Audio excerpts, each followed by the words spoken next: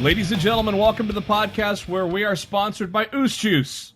Oos Juice. It makes sure you don't get suspended. Wait. Oh, really? Okay. Oos Juice. It doesn't make you a good guy. It doesn't make you a bad guy. It makes you the wellness policy violation guy. It's lost in the Midcard. Welcome to episode 80, the big 80. We have done 80 of these babies. And we're looking forward to doing 80 more, and then 80 more after that. We are going to talk about a lot of things today, including a certain shocking suspension, of course.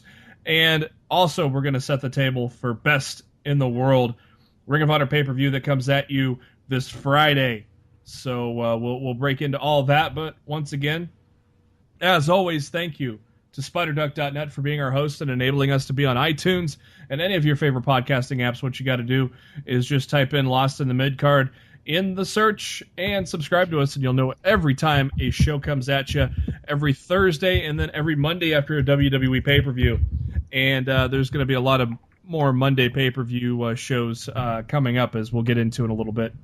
You can also subscribe to us on YouTube, and the links to our YouTube and iTunes pages are on our Facebook page, facebook.com/LostInTheMidcard. They're also on our pinned tweet on the Twitter at LITMC Podcast. I am your host, Jeremy Bennett. I am on the Twitter at JB Huskers, and as always, joining me on the show, he is on the Twitter at Raw F Showtime, is Mr. Matt Black. Matt, how you doing this evening? What up, Hat Eater? Yeah, we'll get into that later when we talk about NXT, but yeah, I had to eat a hat today. Well, it probably doesn't make sense if you don't follow me on Twitter. What did you do? What did you dip it in? Nothing. I ate it dry. You're a nutball, my friend. You should have dipped it in something at least. Should have deep fried that motherfucker. Yeah, that'll be an interesting little thing we'll cover once we get to NXT later on here today. Well, a little bit of a bombshell dropped yesterday afternoon when it was announced, first via a tweet saying, "I apologize to my family, friends, and fans for my mistake in violating the WWE's wellness policy. No excuses, I own it." And roughly about an hour later, it was official. WWE posted that Roman Reigns is suspended for 30 days effective immediately for his first violation of the talent wellness policy.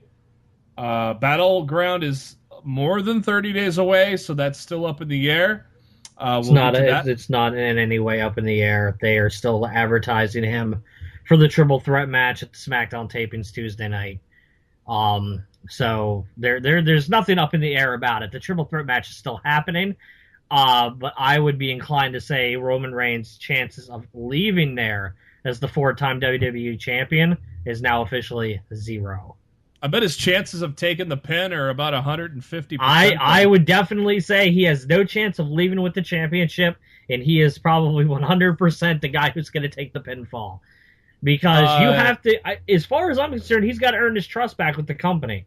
If you come back from a 30-day wellness policy and the first thing they do is put the title back on you, the backlash that's going to cause not only by the fan base but the media that would question what kind of precedence that sends, not good. I see him coming back and either getting pinned by Rollins or Dean. I think I would assume that Vince McMahon is not happy because this is the guy he's put all his trust into. He put a lot of eggs into that basket for Roman Reigns, and now he kind of has egg on his face. And so I fully kind of expect, I'd be surprised, but maybe at the same time I won't be surprised if Roman's D push is not that long. I think Vince is definitely not stupid to put it on him at Battleground, but I'm very curious to see how long he truly is going to be in the doghouse. My main curious factor is like how they're going to handle him in the draft. Yeah, I'm very, very curious to how they're going to handle that, because he's not going to be there. So it'll be very curious to me how they handle his draft spot, because that'll be very telling too on what they plan to do with him going forward. So Battleground is on the 24th. Reigns' suspension, I believe, would end on Thursday the 21st or Friday the 22nd. 21st. It really doesn't matter because there's nothing really going on until that pay-per-view. So he'll come back, work a few house shows, and then work Battleground. Yeah. Do they even do house shows the Friday and Saturdays before pay-per-view? Oh, absolutely. They do. I couldn't remember if they did or not. They probably the big ones they take off, I assume, like SummerSlam and Royal Rumble and WrestleMania. They probably take off. They don't do house shows then, I bet. I always knew they had a break every once in a while, but Roman Reigns has definitely was not at the SmackDown taping on Tuesday. He flew home. The big Madison Square Garden event on July 16th, that main event now has to be changed. It was originally Reigns against Seth Rollins. Now it is Dean Ambrose against Seth Rollins. So that has changed as well. Yeah. Also, Dean's now going on the Japan tour now instead of Roman. Also on the card, John Cena and AJ Styles, Chris Jericho and Neville in a street fight. So Neville is very close to returning, so that'll be pretty cool. Also, New Day, Sheamus, Kevin Owens, The Club, Mark Henry, Apollo Crews, Natalya, and Becky Lynch are scheduled to appear. No longer scheduled to appear at Madison Square Garden, Charlotte, Ric Flair, and Zack Ryder. So that's kind of your update. Before we get into burning questions, Matt, what are your thoughts on this whole suspension? Very surprising. I totally didn't see it coming. I don't want to really cast any kind of dispersions on the guy because, let's face it, me nor you nor anybody else without WWE and Roman Reigns' inner circle knows what the guy failed for. And, it could have been something as simple as a banned ingredient in a supplement he was taking from like a GNC or something. Which is probably what happened. Yeah, and it's very likely that's all it was. But at the same token, as the guy, I'm pretty sure you should be a hell of a lot more careful about what you're putting in your system, and you should be well aware of what you can and cannot take as a part of the wellness program. So I mean, it was poor judgment on his part. I mean, that much I can say. Ignorant. Yeah, ignorance is not an excuse here. Yeah, well, it is what it is. He, unlike Adam Rose, I would say he took it like a man. He accepted the responsibility, and he's gonna sit out his 30 days, and we'll see what happens after that. Isn't really anything else to say at this point because we don't know. If we find out in like a week or two from now that he was busted for like steroids or something, then I will have a completely different thought process on this entire situation. But right now, it is what it is. It was probably an accident, and it's just time to let it all move on. Do you think we'll ever know? Yes, due to the fact that this is as big of a star as Roman Reigns, someone's going to find out. Be it TMZ or PW Insider or something like that. Somebody is going to dig, and somebody's going to get the answer. If this was somebody like, Enzo Amore failing a drug test, would probably never know what it was for.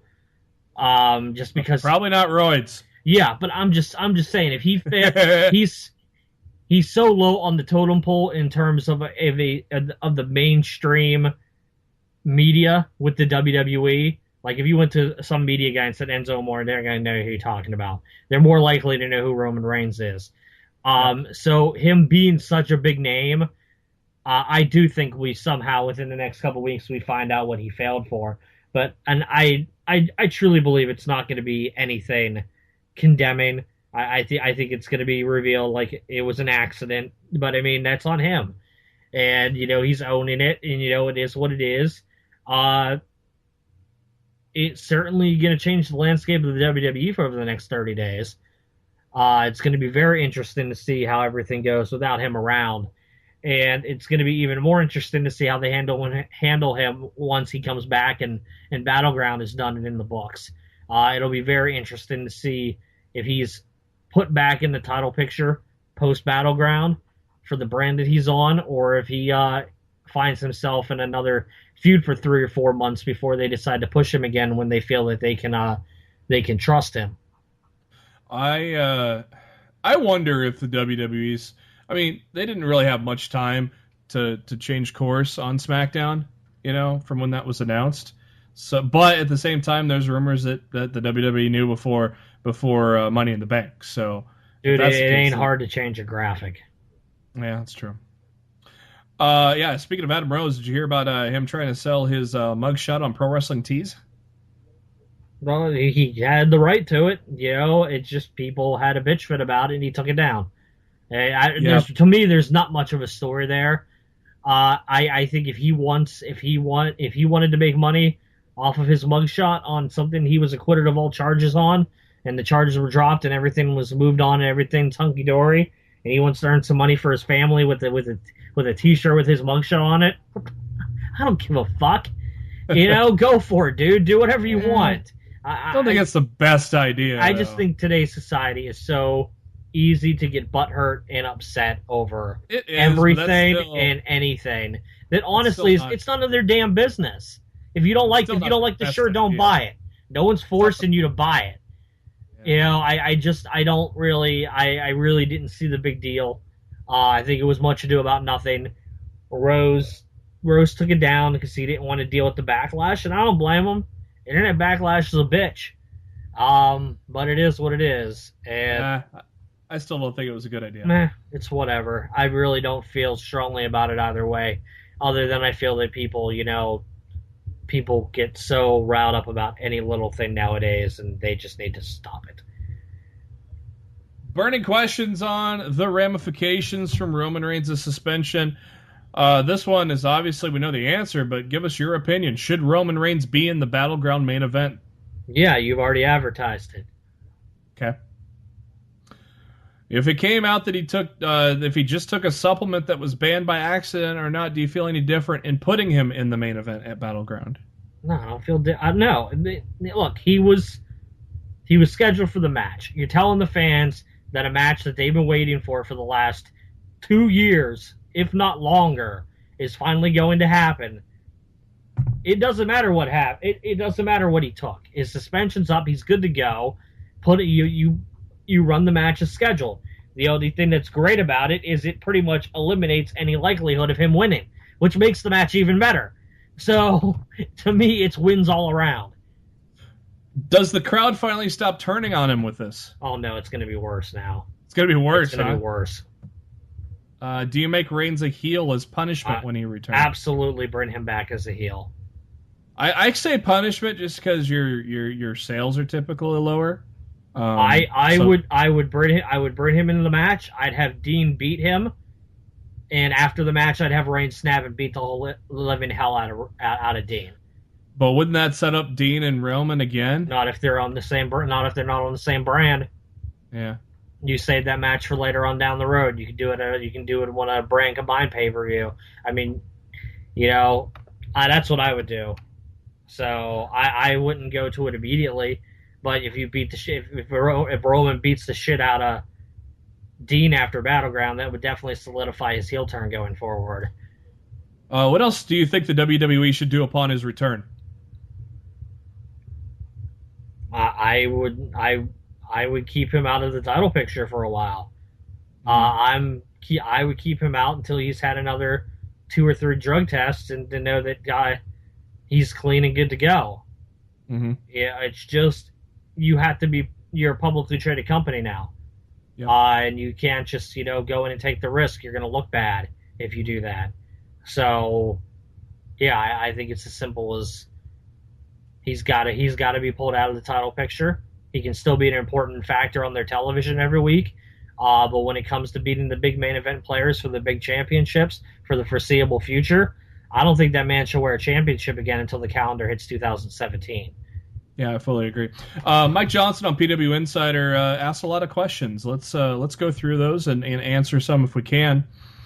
The first one was very interesting, and this is something we already talked about. He goes, what did Reigns fail for, if anything, after all Hornswoggle made it public that his only suspension was because he couldn't provide a urine sample in the allotted time by testers? So what caused the suspension? That, again, that's all up in the air, but as Matt said, with this being as big of a star as he is, we probably will know very soon. Mike asks if he failed a wellness test, when did he take it? That's a question we obviously cannot answer. I don't think it's public how they test. I think it's all just completely random, isn't it, Matt?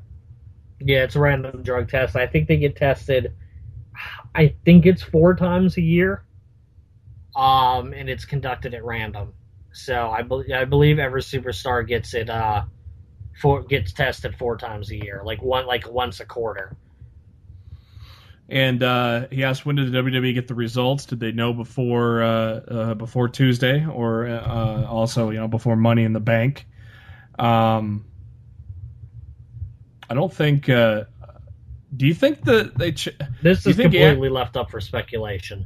To me personally, I don't believe that they had these facts until at least after Money in the Bank. I do not believe they knew this going into the pay-per-view. To me, the logic of the booking within the 48 hours from that just doesn't make sense.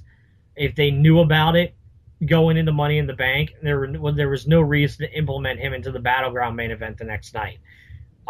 So because honestly, they could have done the storyline of, yeah, Roman, you were owed a rematch against Seth Rollins, but Seth Rollins already lost the title to Dean, so you're at the back of the line. And they could have easily done that as a storyline, and Roman would have had no claim to the championship. And obviously, I think that's something they would have done had they knew that he was going away for a month. Mm-hmm. So, for all we know, I think he got tested at Raw that night. They found out during Raw or after Raw of the results, and that was when they suspended him after Raw or sometime early Tuesday morning. Yeah, and to your point about it being advertised, yeah, it's the Shield in a triple threat for the first time ever, and it's for the title. That got people to buy tickets to Battleground. So yeah, it's kind of hard to pull them out of that now.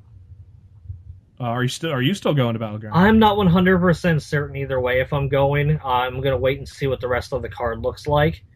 But I'm a hell of a lot more likely to go now than I was a week ago.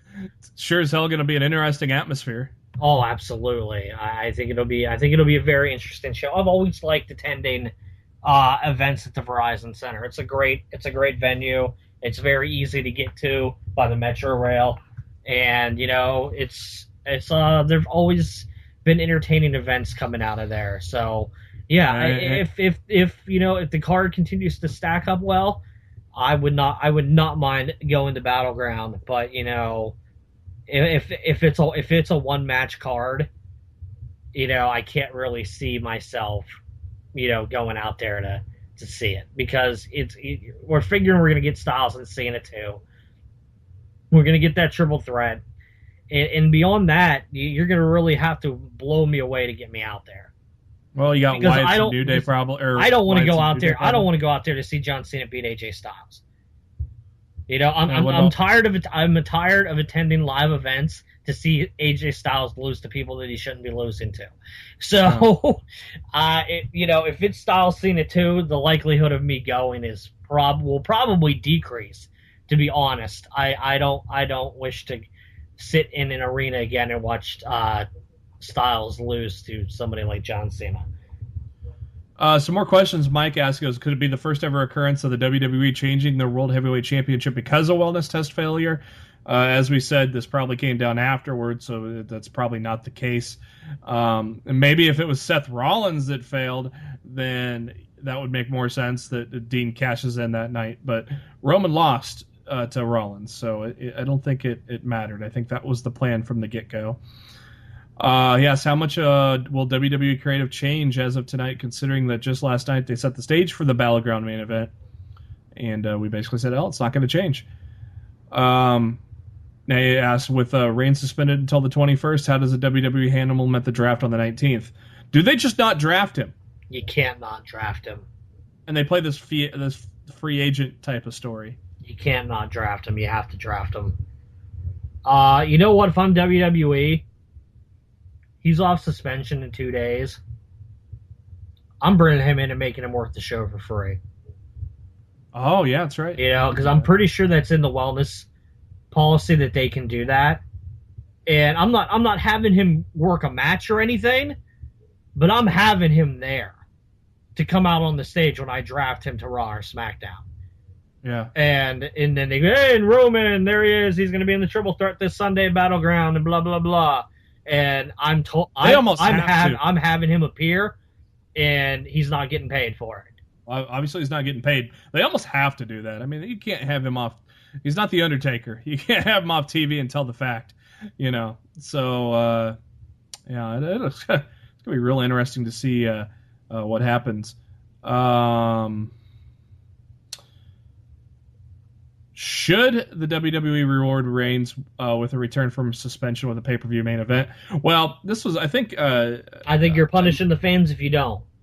Yeah. Well, and on top of that, I think I spent about on the Taz show today. There's no pay scale for me in the main event anymore. So, this is off on the network, and this isn't pay-per-view buys and revenue sharing off of that anymore. So it's not like he's making more money by being in this main event. So, well, the bigger the star in the company, the more money you're making. True. Roman Reigns is making a lot of money right now. But in this particular instance, if he's not wrestling on that day, he's still making the same amount of money as if he's wrestling. He's not benefiting from being in the main event at this point. WWE, he asks if WWE decides to keep him out of in the main event, how do they explain his absence? Don't they just come out and say it? I mean, shouldn't they just come out and say it on TV? They came out and said it on the website. I don't know if they're going to address it or not. Should they, though? Should they? Because everybody knows. Well, you're going to have... Well, unless you had him record a whole bunch of vignettes and stuff, like Brock Lesnar type interview packages over the next several weeks of ways to keep him on TV for the next 4 to 5 weeks until Battleground, I don't think you have any other choice but to touch on it. So I don't know. It's a really interesting situation. I know that unless it was said on commentary, it was not touched upon at SmackDown Tuesday night. So it'll be really interesting to see how they handle it on Raw. What if what if they do decide to pull him? They think about it for a few days, and on Raw decide to pull him. No, they're not going to do it. You don't think so, huh? No, because dude, I'm telling you right now, if I bought tickets this week to Battleground, or I bought tickets Monday night to Battleground after the triple threat was announced, and then the following Monday they remove Roman Reigns from the match, I want my money back. Like, legitimately, I would want my money back, because I bought my ticket solely based on that match, and to take it away a week later when the guy's suspension is up, there's no reason to do that. So I think it would be an awful idea, because you're not punishing Roman, you're punishing your fan base. And right now, when they're trying to get as many fans as possible to buy the network and to come to these events, that's the last thing you want to do right now. Yeah, and the rest of kind of the questions he asked are kind of ones we've already covered. But one was, how big will the mainstream media attention be to Reigns being suspended? Now, of course, TMZ reported it, but I don't know, how big is this spread? Have you been able to kind of get a gauge on how big this is spread around? Yeah, a lot of people have reported on it. ESPN covered it on Tuesday night on the Off the Top Rope. Pretty sure Fox Sports and Forbes and all this other media websites cover it. That WWE acknowledges that they exist. So yeah, it's definitely gathered the media attention. In this era, WWE is getting the media attention for the stuff they want and also for the stuff that they don't. I'm sure they would have preferred nobody to cover Roman Reigns' suspension, but in this day and age, that's not going to happen. Yeah. So, well, that's basically all we have on that topic. All we have. We spent about 20 minutes on it, but we'll definitely update you next week with anything else that comes around. The pay-per-view schedule. Where this came from, Matt? It was leaked. It hit the internet this morning. The only reason I am buying it as fact is because I was told from a source that I will keep quiet, and I've protected them up until this point. But I heard from a source a few weeks ago that the brand split pay-per-views were going to return, and that there was going to be a brand exclusive SmackDown event in Richmond, Virginia, on September 11th. And I heard that weeks ago, and I promised them I wouldn't say anything, and I kept my mouth shut. And the fact that is as soon as I saw that sheet and I saw that it listed the SmackDown event September 11th in Richmond, Virginia, I said, yeah, this is legit. So Battleground takes place on July 24th, which is just after the draft. SummerSlam, obviously one of the big four. That's going to be a combined Raw SmackDown. But yes, September 11th, that's when we get into the brand split pay-per-views. Backlash, Richmond, Virginia on September 11th. That's a SmackDown show. As we talked about, Clash of Champions. As Matt said, he thought that might be a name of a pay-per-view and not just a TV special. And Clash of the Champions is just 2 weeks later. God, we're going to be busy in September, Matt. Dude, there's 2 pay-per-views a month on the ones that's not a joint show. Yeah. Those 2 pay-per-views are real close together, and then December also, but let's keep going here. Clash of the Champions in September, that is a Raw pay-per-view, and that looks like it's replacing Night of Champions. Which is I'm good with. Then October 9th, No Mercy is a SmackDown pay-per-view. Hell in a Cell is a Raw pay-per-view on the 30th of October.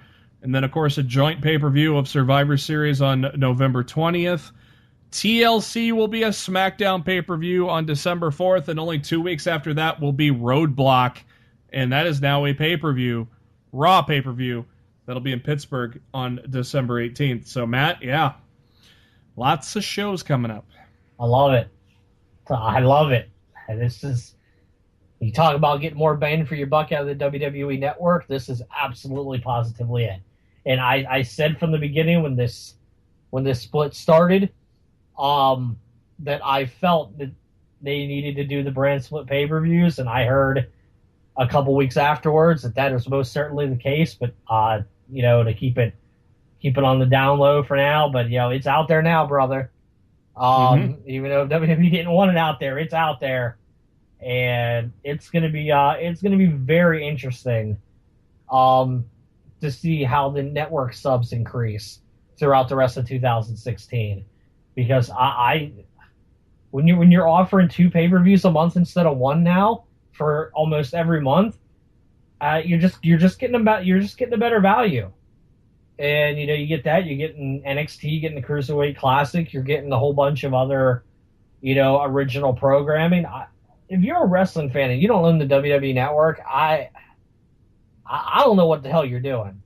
Because now there was a rumor a couple months back that what if let me know if you like this idea or not. What if the WWE raised their price to like $12 or $13 a month and gave Raw and SmackDown access the day after it airs? Yeah, I mean that was done. That was conducted in a survey from WWE. That's really not something that they can even do.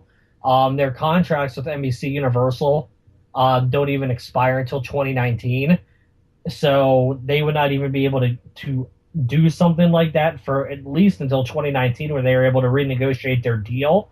They have mentioned. You don't think they can amend the deal? No, absolutely not. Not when USA is so desperate for ratings right now that they're making SmackDown Live. The one thing that they can do, and that they have been talking about as early as this week, is lower pricing tiers on the network, lower than $9.99. Like if you just want the live stream, and you don't have the on-demand programming, options like that, like different, like lower pricing tiers, like depending on what the customer would want to have. But I as of right now, no plans to go above $9.99, but there are plans to looking into making tiers lower than $9.99 maybe sometime going forward.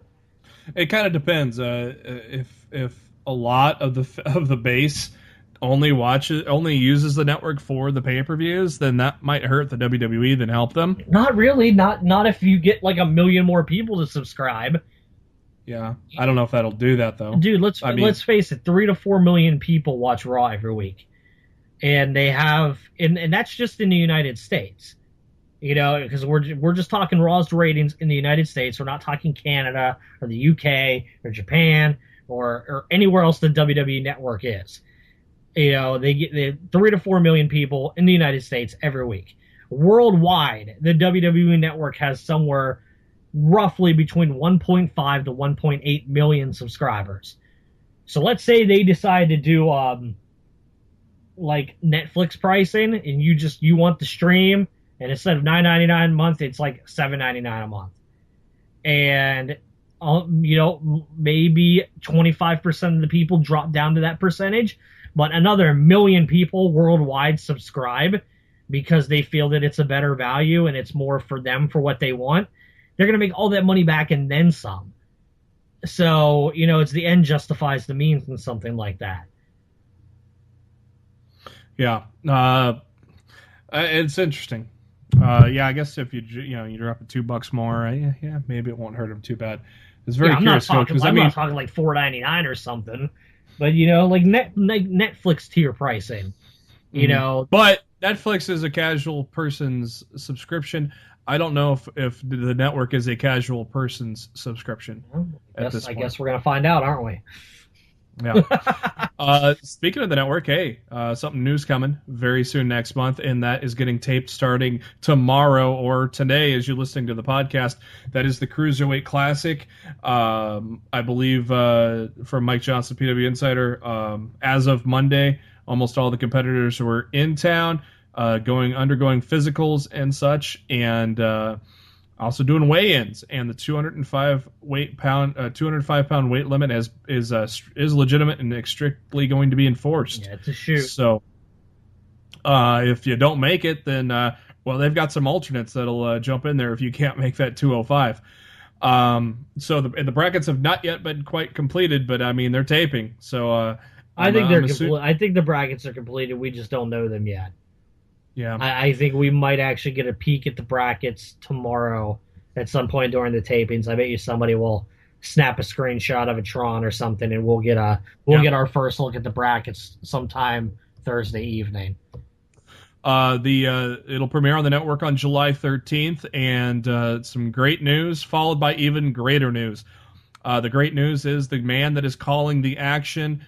There can't be any other guy to call the action than Mauro Ranallo.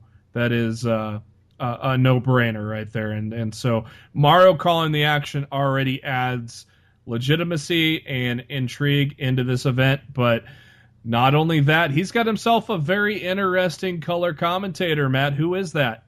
The man who loves to wrestle bears, Daniel Bryan. Daniel Bryan. Do you remember some of his commentary? like on Main Event and Superstars and stuff, and he would talk about wrestling bears. I don't remember it now. Dude, it's some of the most hilarious stuff you've ever heard. Like, I'm actually going to try to look it up right now and see if I can find a clip on it. I will send it to you, and if I can find the clip, I will put it on the Lost in the Midcard Twitter page for anybody to listen to that has not heard Daniel Bryan commentate about bears. It's freaking hilarious. So yeah, we should get a lot of information coming from the tapings. We won't spoil anything. I'm going to actually try to avoid spoilers if I can. I will take a peek at the bracket if that's shown, but I want to at least avoid spoilers and have the results come to me fresh as I watch it on the network on Wednesday. As then we will probably proceed to record our show after the airing of the Cruiserweight Classic. So it'll be real cool to see Mauro Ranallo and Daniel Bryan in the commentary booth, and you never know if Corey Graves gets the call up. It'd be very interesting to see if Daniel Bryan takes his place to be with Tom Phillips. That'd be interesting. I can't wait to see what happens there. Ahead of Ring of Honor Best in the World set is tomorrow, June 24th on pay-per-view. 2 stars have been announced officially that they are departing Ring of Honor, and they are 2 big stars. The first one is Roderick Strong. He has been with the company. He debuted in 2003 initially, and then also was part of the resurgence of the company in 2004. He's been a mainstay, and obviously, when you're named Mr. ROH, that definitely means something. So it was very interesting to see his growth in Ring of Honor throughout the years. But we all knew there was a time where some other organizations might come a calling, and I'm gonna kind of wonder if there's a certain one that starts with N and ends with XT, Matt. What? Roderick, Ring of Honor though took to Twitter, said goodbye for now. Roderick Strong makes his final appearances this weekend in Concord, North Carolina. So Roddy took also released an interview. Ring of Honor released an interview with Roddy Strong on his decision to depart from the company. He says he intends to leave to pursue other opportunities. After seeing Ring of Honor for the first time, I immediately went in and put wrestle for ROH as my top goal. It was everything I wanted as a fan. As a wrestler, I know getting there and staying there would be a difference maker for my career. As I prepared to walk through the curtain, all I could think was, don't screw this up. Honestly, I felt I was still very young, but I couldn't be more prepared for whatever opportunity I was given. On why he remained with the company so long, Strong said, ROH was everything great about wrestling to me, getting the most talented people together to push each other and come up with super unique and interesting things to make the product stand out. They gave me my first real chance to grow and had the confidence in letting me fail or succeed. ROH will always mean the world to me. On his run and decision to leave, Strong said, I want to personally thank everyone, from the new fans that just found ROH to the fans that have followed me from the beginning. Ring of Honor is more than just a company to me. It's my family. I started as a 20-year-old kid looking for an opportunity to learn and grow as a performer. Now I stand here 12 and a half years later loving it just as much, if not more, than when I came in. I want to thank you for your patience as you watched me grow over time. I want to thank you for the cheers, the boos, and the passion you showed me. Most importantly, I want to thank you personally for always supporting the greatest company in the world, Ring of Honor. I hope to see everyone this Saturday in Concord. One of the greatest in the company, Matt. You almost got to think that the next step is NXT, don't you think? I mean, where else is he gonna go? The TNA. Yeah, exactly. He's been to TNA before, and it didn't work out for him then, and it's not going to work out for him now. To me, the only reason Roddy would be leaving ROH is if he has a standing offer waiting for him from WWE and NXT. Nothing else makes sense. And I definitely think, with all the talk of NXT's roster is going to be quote-unquote rated for the draft in July, Roderick Strong is a no-brainer to bring into the NXT roster this summer. So I see Roddy coming there. I see Moose coming as well once his deal's up at the end of August. Triple H isn't stupid. If he knows his roster is going to be rated, he needs to go rate other rosters. Oh, And that's just the way it's got to be. So it is what it is. I look forward to seeing Roderick Strong and NXT. It'll be very interesting to see how much NXT gets rated from the draft. We don't know how much is going to take place on the draft night, and I'm sure there'll probably be supplemental rounds maybe the following day or whatnot. I hope they do supplemental rounds live on the WWE Network after SmackDown goes off the air. Yeah, I just think that's a no-brainer layup home run than something that they totally need to make sure that they do when this draft happens in July. Utilize your network, give people a reason to subscribe. Don't do stupid. I remember they used to do like the live ticker on WWE.com after the draft for the supplemental crap. Do that shit live. It's to me, it's truly a no-brainer to utilize the network and do it as much as you possibly can. Because at the end of the day, I don't think there's anything more important to WWE right now than subscribers to their network. With their television deal being a very close second. Some would argue that's the most important thing, but I think WWE feels the long-term future of that company is all about the subscribers to the WWE Network. So, to me, it's just a no-brainer to make that product as valuable as you can, as often as you can do it. Mm-hmm. And as Matt said, Moose has relayed to the company that he is going to leave as well, and that is at the end of August. So it's not as soon as we thought it would be, but still fully expect Moose to come into NXT as well to help fill some voids that are going to be left behind from the likes of Finn Balor, possibly Joe, possibly Nakamura, who knows? Bobby Roode even. I mean, it's all up in the air now with the brand split. As for Roddy Strong in Ring of Honor, he was the second ever Triple Crown champion. I'm not sure who the first was. Would have been Jay Briscoe, maybe?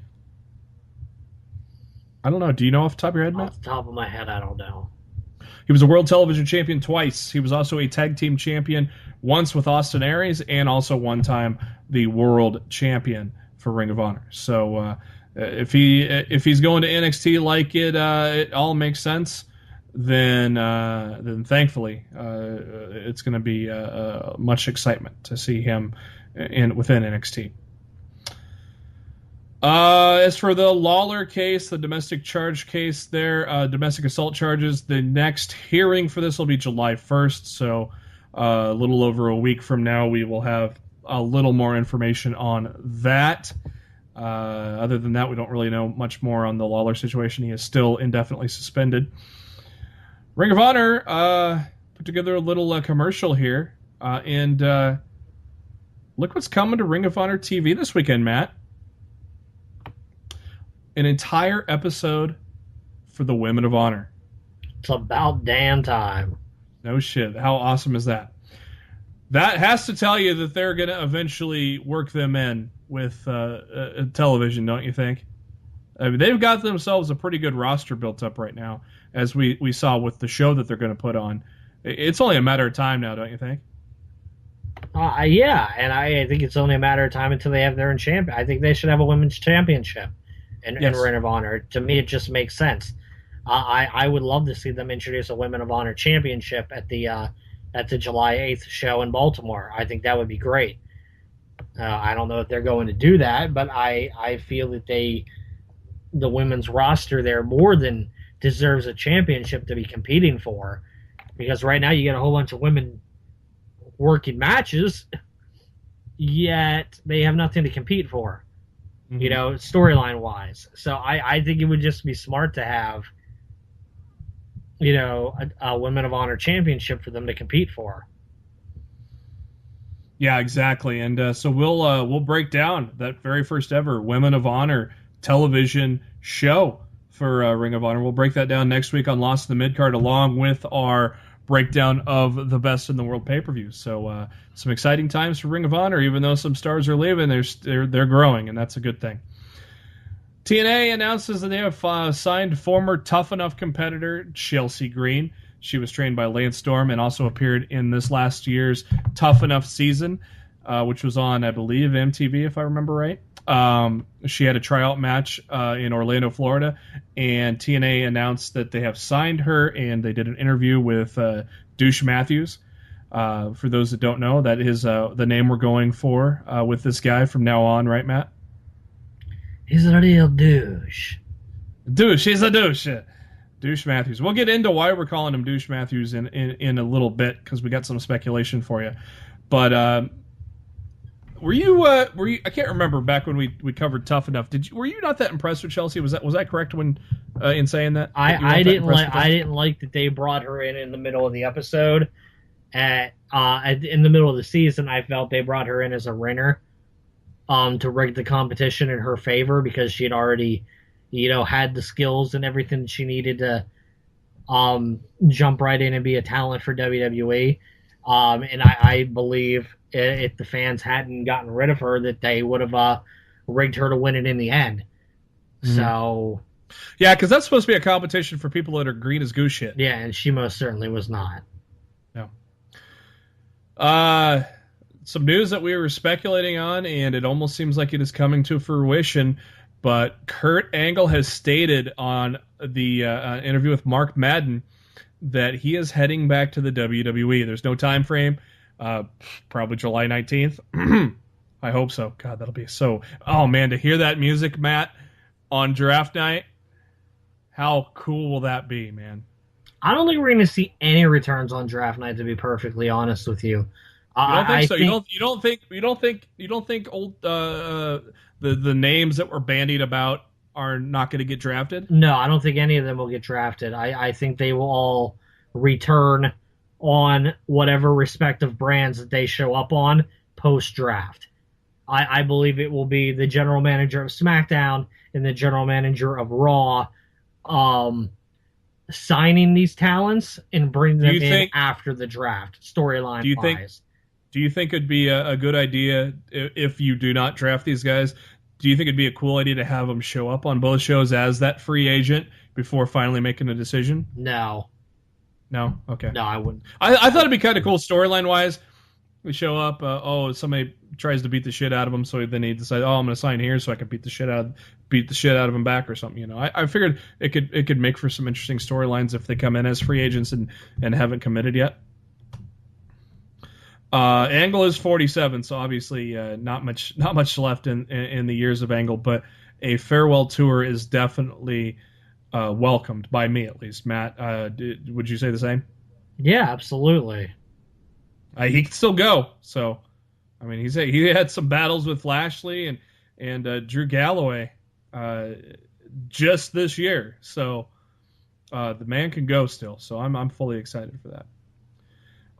It seems like every week occurrence that we talk about Cody Rhodes, because there's always something new to talk about Cody Rhodes. And he took to Twitter on Monday and said, on second thought, there was one other name I should have put on that list. And he tags Ring of Honor on it. He shows his daddy fighting Steve Corino in Ring of Honor. Very cool. I think Cody Rhodes in Ring of Honor make complete sense, and then have him wrestle some of the Japanese guys. Oh man, I think we'd be in for quite the treat, Matt. Yeah, Cody Rhodes definitely could go to Ring of Honor, and I don't think anybody would second guess that at all.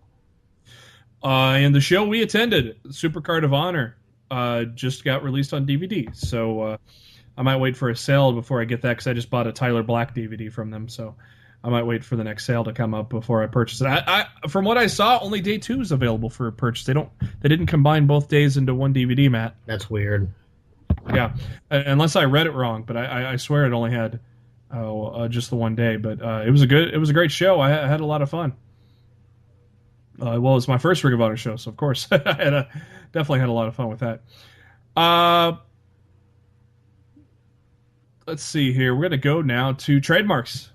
WWE has filed some more trademarks, and these are nothing too surprising, just names of WWE superstars: Dana Brooke, Epico, Connor, Victor, Simon Gotch, Aiden English, and then Booker T. So Connor and Victor, well, I guess that's fairly good news for the team. maybe they now that Connor's back from his suspension, maybe they get back on track. I don't know if that really tells anything, but maybe it does. Maybe it doesn't. What kind of interesting that they are trademarking Booker T. Maybe his trademark ran out. You think that might be a possibility? Maybe he's going to have an on-air character role in the near future. Or maybe maybe he replaces Lawler for the time being on SmackDown. No, that's David Otunga is. Oh, is Otunga? Okay. Yep. I have not heard Otunga yet, but I've heard decent things about him when he was on Superstars. Have you heard him on Color yet? I have not. Thursday will be my first time. I've heard decent things about him, so it'll be interesting to see. He can't be any worse than Booker. Sucker! Or JBL. I really feel like, the bar is not set too high for him to come in and do a good job. No, so, I heard some good marks. So that's another option if they call up Corey Graves. Maybe Otunga comes down and joins Tom Phillips, because I assume that Otunga's probably going to be a heel. He'll be that lawyer heelish type of guy, and Byron Saxton will be that do no bad babyface. Ariel Helwani, I guess UFC still gives him some tips and news, because he noted on his Twitter account today that CM Punk will not be fighting at UFC 202. He will now be fighting this September at UFC 203 in Cleveland, Ohio. And as Matt told me, this makes perfect sense, because 202 is the same night as a WWE pay-per-view, or is it? It's the same night as NXT TakeOver.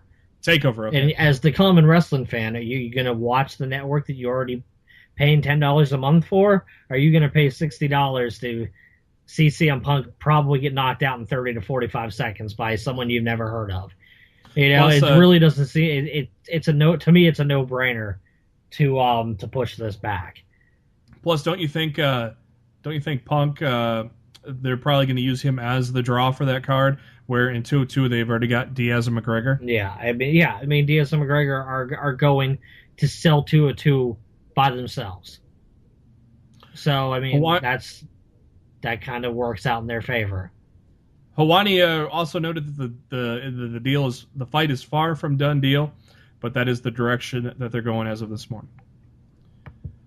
As we talk about the growth of Ring of Honor, they are yet available on another platform, and this is the Fight TV app, which Jim Ross, I believe, has a backing in. Yep, he does. I downloaded the Fight TV app, and then for some reason, every time I opened up Chrome, it would take me to fight.tv, even though even though it didn't even have it set up on my homepage. I'm like, what? So I uninstalled the Fight app. So sorry, I still have it on my phone. I just had to turn off notifications because it seemed like several times a day it was just giving me alerts on new shows that were on there, and I'm just like, oh my god, stop it. So, honest to God, if I need space on my phone, I will delete it. I haven't used it since I downloaded it. And no, that's no offense to Jim Ross, but it's really just not the thing for me. It's not something I find myself using. No, I mean, if I'm going to watch a Ring of Honor pay-per-view, I'm going to do it. Well, now I can do it via PlayStation. So, I'm not going to do it via an app on my phone. So, PlayStation. But it's still cool that Ring of Honor is yet in another medium for you to watch. So, this will start on Monday, June 27th. So if you do have your notifications enabled, you'll get a notification probably. Okay. And yes, and this broke on Monday as well, and we've already talked about it a little bit, but it is now official that the brand split draft will occur on SmackDown July 19th. That is Tuesday before Battleground on the USA Network. Matt, I think it's very cool that they're doing it on SmackDown and not Raw. Yeah, but I feel bad for the Detroit crowd that were very much expecting that they were going to get that draft on July 11th. So yeah, I'm sure they're a little bit disappointed. But at the same time, I mean, that was just pure speculation. There was no ever any concrete evidence. That just seemed like the place to make sense, right?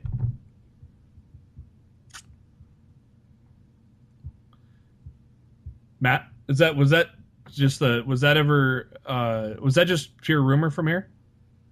No, that was the original date that they were going with. Oh, they were? Okay. I didn't know if that was just pure rumor or... They changed their plans. Yeah, that does suck for Detroit. But at the same time, I mean, God, it's kind of weird timing because you got the Battleground pay-per-view anyway. So if you had a brand split like over a week before the pay-per-view, that kind of still make things a little awkward. So I think this is the best time to have it if they're not going to wait another week after Battleground. Doing it when SmackDown goes live is not a bad option there.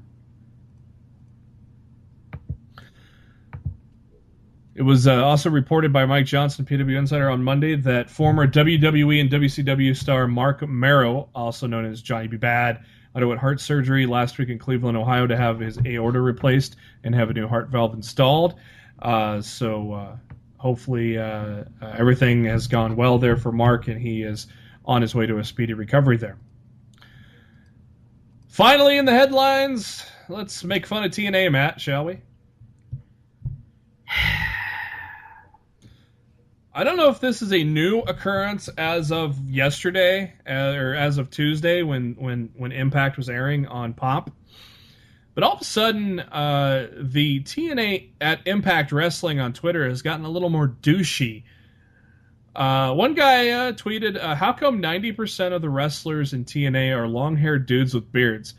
And he didn't even reply to Impact Wrestling. He just hashtagged Impact on Pop.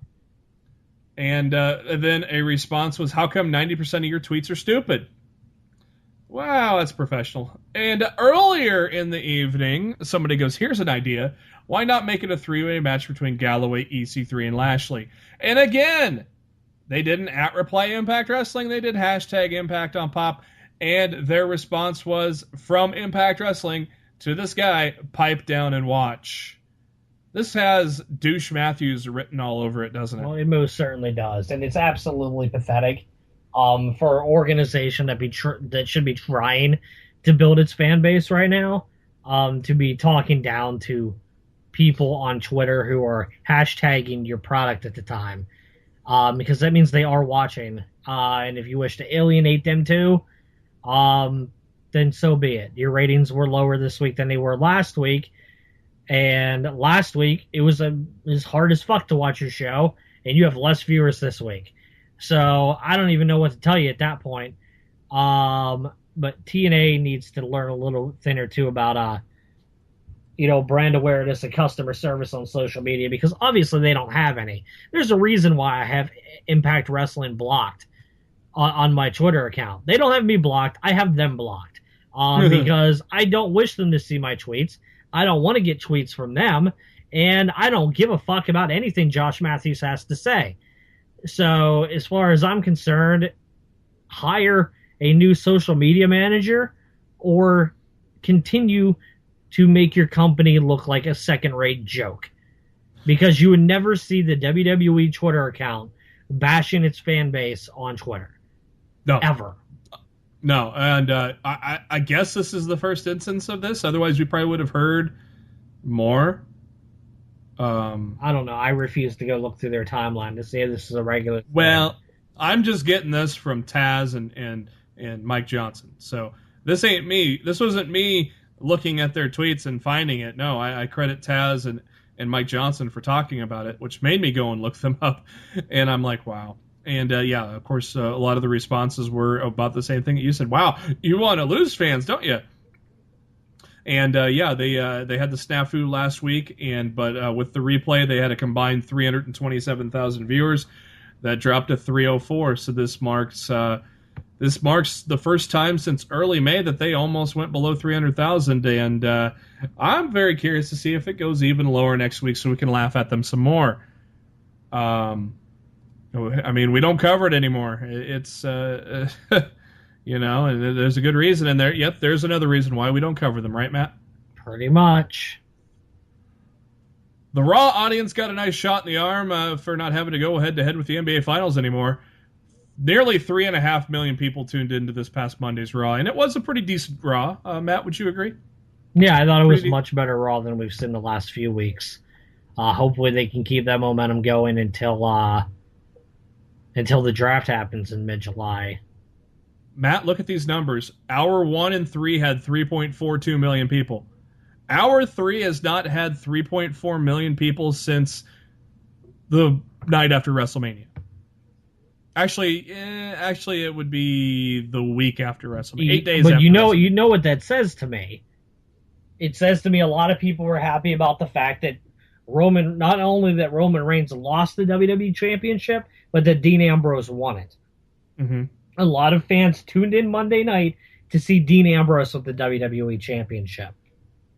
Hour 2 peaked at 3.56 million, so good stuff there. And wow, if the ratings go up even more with the fact that Reigns is suspended, I mean, hello Vince, right? That'll be, honestly, that is a story that we have not touched upon, but that will be extremely interesting. If the ratings over the next 30 days see a continuous rise with Roman Reigns off of their television product, that's going to be very, very interesting and telling for what will be in for Roman Reigns when he returns to the company for Battleground. At least we hope so. I mean, Vince is blind, so... Dude, you can't be blind to 30 days of ratings increases with the guy that you've been shoving down people's throats for the past 2 years being absent off your television. Vince is dumb, but he's not that dumb.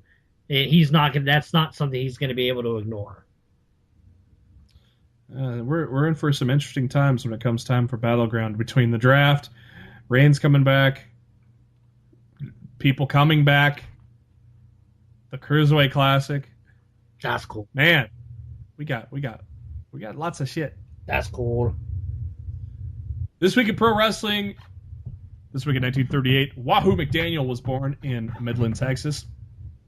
This week in 1986, Antonio Inoki defeated Dirty Dick Murdoch in the finals of the annual tournament for the IWGP Heavyweight title in Tokyo. This marked Inoki's third win of the belt. This week in 2001, the Dudley Boys defeated Chris Benoit and Chris Jericho for the WWF Tag Team titles in Orlando, starting their fourth run with the titles. This week in 2010, Ring of Honor held Death Before Dishonor 8 on pay-per-view. In the main event, Tyler Black defeated Davey Richards in what they called a Match of the Year candidate. Matt, were you a watcher of Ring of Honor in the pay-per-views at this time in 2010?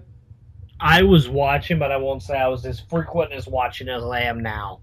But I did watch the match. It was a great match. That's one I would love to go back and see. They do have... Did their video on demand go back that far? That's honestly, I don't know. You have to be a ringside member to access it, right? You don't have... Yeah, you have to be a ringside member. I'll have to look into that. This week in 2011, WWE held its first and only Capital Punishment pay-per-view. Maybe they figured that was too un-PG for the WWE. I don't know. I was there. Front row, baby. I was in DC at the Verizon Center. And you saw WWE Champion John Cena take on R-Truth in the main event. Hey, R-Truth came out with the WWE Championship in that match, sir. Oh, did he steal it or something? Yeah, he stole the title from Cena. Or did Little Jimmy? Johnny! I'm pretty sure this was before the Little Jimmy era. But we got to see Alex Riley beat The Miz. Yep. I remember CM Punk fought somebody. I can't remember who it was. The world title probably was a good match, Randy Orton and Christian. Yeah, it was good. Yeah, I enjoyed the show. It was my only WWE event I've ever sat front row. So It was pretty damn cool. And there's definitely, you can see me on the pay-per-view. Go back and watch opening contest. I think Kofi was United States champion defending the title against somebody. And you see me in my Kofi shirt in the front row, give him a high five if he's coming to the ring. So, yeah, man, I'm right there. Since you were there... Since you were there, let's run down the card. Not really any long matches, but there were a few 15-minute ones. In the dark match, Santina Marella and Kozlov took on Heath Slater and Justin Gabriel. Yeah, I don't even think I was at my seat by that time. Dolph Ziggler with Vicky Guerrero took on defeated Kofi Kingston by submission. So yeah, look for Matt in the front row. I was not happy. Alex Riley defeated The Miz. He did. Alberto Del Rio defeated The Big Show by technical knockout. Ezekiel Jackson defeated Wade Barrett by submission for the Intercontinental Championship. Big C. CM Punk defeated Rey Mysterio. Randy Orton defeated Christian for the World Heavyweight Championship. Evan Bourne defeated Jack Swagger in a battle of the Weed Smokers. And John Cena defeated R-Truth. I loved that push of Miz and R-Truth. I think it was fresh, but you know who won in the end, of course. But happy birthday this week to Coco Beware. He was born in 1957 in Union City, Tennessee. This week in 2002, 2 years after jumping to WCW with Ed Ferrara, Vince Russo returns to the WWE as head television writer, but he would leave the company 3 weeks later to go to TNA. Vintage Vince Russo, wouldn't you say? A little bit. Speaking of things that are cool. Don't die on me.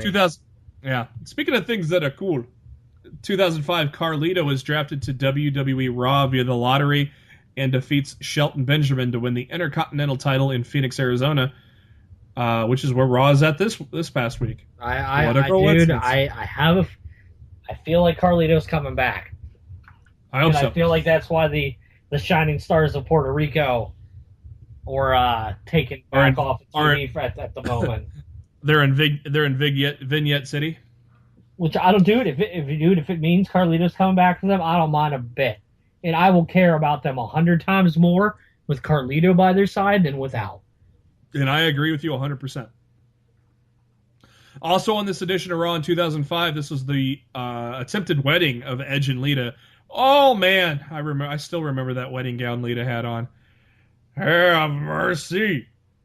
What? Of course, Kane thwarted that wedding attempt, and I believe he tombstoned the priest. And that's not a sex act, by the way, kids. Will you stop?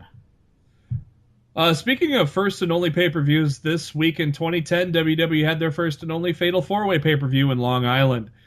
The World Championship match was Jack Swagger, Big Show, Rey Mysterio, and CM Punk, with Rey Mysterio coming out on top there. And on the WWE Champion side, John Cena, Sheamus, Randy Orton, and Edge, with Sheamus coming out on top there. This week last year in 2015, Samoa Joe bid farewell to Ring of Honor after signing with WWE. Fast forward one more year, and you have Samoa Joe as your NXT champion. Dun, dun, dun, dun, dun, interesting that the bidding farewell to Ring of Honor was at Terminal 5, Matt. See ya never. There's so many people happy that they never have to return to that venue again. And I'm happy for them. Exactly. This week in 1981, Dusty Rhodes defeats Harley Race for the NWA World Heavyweight Wrestling title in Atlanta, GA, ending Race's 6th title reign and starting Rhodes' second run with the belt. This would be Dusty Rhodes' longest reign with the NWA World title, lasting almost 3 months. This week in 2001, the first ever WWF Tough Enough episode airs on MTV, and the reality show and competition had Maven and Nydia winning contracts after beating out 11 other participants. Maven did not have that lengthy of a run, but probably has the most shocking Royal Rumble elimination of all time when he eliminated The Undertaker. And while Nydia, I don't think she ever won the Women's Championship or Divas Championship, but she had a fairly decent run in the women's division, and also as the girlfriend of Jamie Noble. This week in 2007, WWE's Vince McMahon was among the names announced to be honored with a star on the Hollywood Walk of Fame in the following year, 2008. And who is he next to again, Matt? Is it Kermit the Frog or?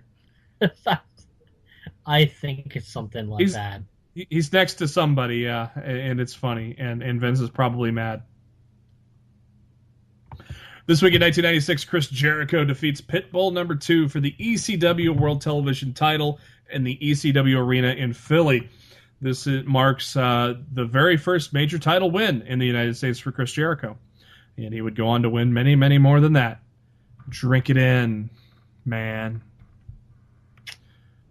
Ring of Honor Best in the World in 2013 occurred. Matt Taven took on Jimmy Jacobs and Jay Lethal for the Ring of Honor title. Television title, that is, and Matt Taven came out the victor there. Red Dragon took on Scum, CNC Wrestle Factory for the tag titles, and Red Dragon came out on top there. Kevin Steen took on Matt Hardy in a no DQ match, which was won by Matt Hardy. Jay Briscoe took on Mark Briscoe, his brother, for the Ring of Honor World Title, and Jay Briscoe came out on top there. Matt, was this about the only big singles push that Mark ever had? Probably. Do you remember this show at all? Do you remember Steen and Hardy? Just kind of interesting. Interested on vaguely. Just kind of interested on how that came about or how that turned out. I would assume it'd be a good match. Brother Nero. And Best in the World also occurred on this week in 2014, which had Jay Lethal and Matt Taven and for the TV title, and Adam Cole, baby, against Michael Elgin for the Ring of Honor World Champion, which was won by Michael Elgin. We go to NXT. As I set the oven to 400 and get ready to cook my hat. More about that later. Ani Lorcan takes on the Perfect 10 Ty Dillinger. So I tweet to Matt. I go, "Hey, Dillinger's gonna get back on track here. He's taking on a jobber." Hey, that jobber beat Ty Dillinger, Matt. Oh, I was laughing. Wow. I laughed. It was funny. So, is this the slump before the good push, Matt? I have no idea what it's for, but if you think it's to bring him up to the main roster, you're out of your damn mind. I didn't say that. Yes, you most certainly did. When? You mentioned at some point tonight you thought that they were bringing him up to the main roster. No, I didn't. Yes, you did. Look at my tweets. Look at my You probably DMs. deleted it. I did not delete it. I never said they're bringing him up. I said I was talking about a push, not a bringing him up. You find my tweet and let me know what I said. Because I'm pretty sure I was talking about a push and not bringing him up. Kathy Kelly interviews Austin Aries, and You said sigh, and I said Graves says he's a 5 at best. And you said, I was talking promoted, guaranteed. To which I replied, no fucking way, LOL. I was talking about Graves. Oh. I was making the point that was such a great comment that he's guaranteed to get promoted. I thought you were referencing that they were promoting Ty Dillinger. No, I was talking about Corey Graves. See, if this was a Taz situation, he'd be asking you, who's he? Yeah, those damn pronouns. So Ani, I think that's how you say his first name, Ani, or I don't know how else you could say it. Jobber. Cesaro Light. So after that, Kathy Kelly is interviewing Austin Aries, asking him what's next. He says his goal is still to become NXT champion. Greatness is not lost after one match. It's not earned after every match. He says, all excuses aside, for 3 seconds, Nakamura was the better man. And then he's interrupted by No Way Jose, and I immediately said, yep, he's going to get his ass kicked tonight. No Way tries to use the power of positivity on Aries, and he goes, when you're down in the dumps, just say no. Say no way. Yeah. They show footage from last month when Bayley suffered a knee injury, and they do a little quick taping outside of Full Sail where she announces happily that she's cleared to wrestle tonight. No Way Jose took on Josh Woods, and I thought maybe this is the night of jobbers. I was like, well, maybe Austin Aries costs No Way Jose his first loss ever. But no Way Jose won in a quick match. After that, Austin Aries comes out and says that Jose, that you're not defined by victories but your defeats. While he's not at 100%, he was defeated. Bruised ribs are not an excuse. Nakamura was the better man. And then the music for No Way Jose starts to play. and I said, if Austin Aries dances, I am going to eat my hat. And hey, Matt, what was the first dance move that Austin Aries did there? I don't know. How'd your hat taste? Well, I answered my question first. What was the first dance move that he did? You remember, right? I'm not giving you this. He was doing a heel turn. Yes, Scott. So bad. Look, it was corny when John Cena did it a few years ago. It's even more corny when you're trying to do it now. And then Austin Aries dances. Oh, my Lord. He dances all around the ring with Jose high-fiving the crowd. And then, there we go. Like I said, he's going to beat up Jose, and he does. Pushes him off of the announce desk where they were dancing on top of, and then Aries goes on to beat the hell out of No Way Jose and then put on the last chancery on the ramp. So there you go. I hope to God Aries wins this feud, Matt. Oh, God, I can't even imagine him not. I'm not even going to entertain the idea that No Way Jose is going to defeat Austin Aries. They go to footage in an office, in a room, a conference room. William Regal is sitting down with Shinsuke Nakamura. He said that Finn left Regal a note in his office saying, "Make it happen." And Regal says that it will happen within 3 weeks. It'll be Shinsuke Nakamura against Finn Balor. And Matt has noted that is going to be a live event. Which is very interesting. I double-checked when the second Regal said that the match was live. I went and checked NXT's taping schedule, and they most certainly have an NXT taping set for July 13th, which is, guess what, 3 weeks from today. So, ruh-roh. Buddy Murphy storms into the room and says he's the only one. He's the only one in this room with an NXT title. Well, no, you had one, Buddy, a while back, by the way. I'm not your buddy, pal. Regal says he's going to let Buddy go back into singles action, and Buddy wants to be treated like a star. So, okay. Here you go. Here's Nakamura. Have fun.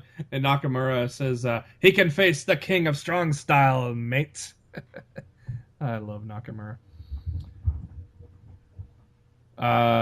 Next match is the lovely Deonna Purrazzo taking on the returning Bayley. So I guess Deonna isn't in the doghouse, but at the same time she isn't really signed to a deal either. Deonna got squishied. She did. Bayley to Bayley. Thanks for coming. Bayley dominated her. I wish she'd dominate me. Oh, did I say that out loud? Stop. Carmella is interviewed by Andrea, and she says the women's division's on fire and she wants to be the face of the division.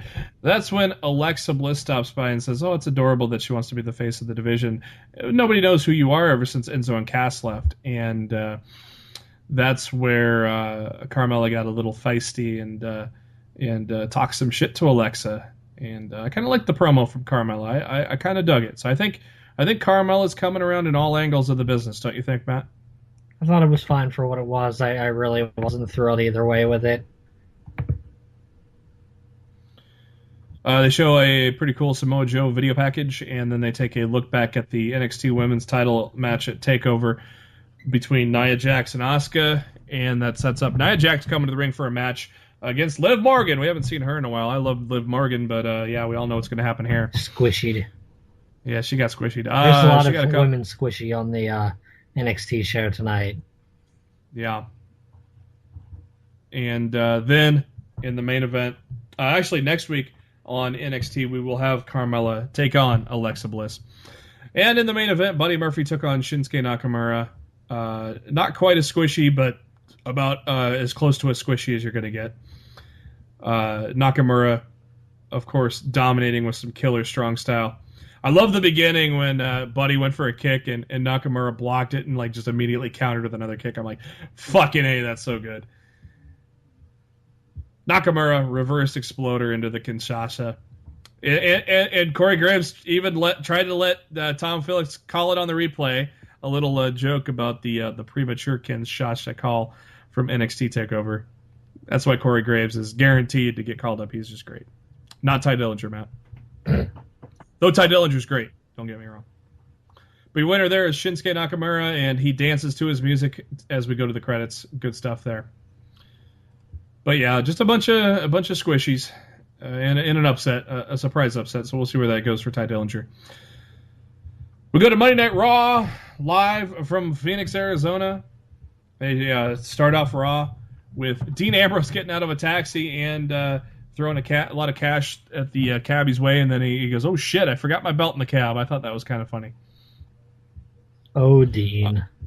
Dean. Dean walks into the arena to start off the show. Big pop for him as the new champion, and a big pop in the ratings too, as we just mentioned.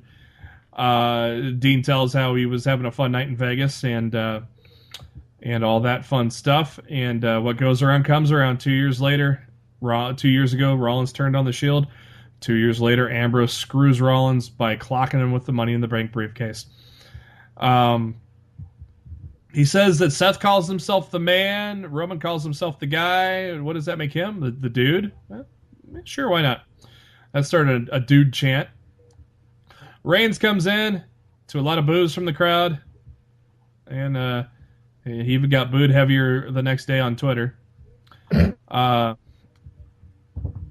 You can't wrestle chants again for Roman Reigns, which is stupid. Just really need to end. Well, dude, you can boo him out of the building. For all I care, you can tell him that he sucks. You can, you can say whatever you want, but for crying out loud, when you say that he can't wrestle, all you're absolutely doing is making yourself look stupid.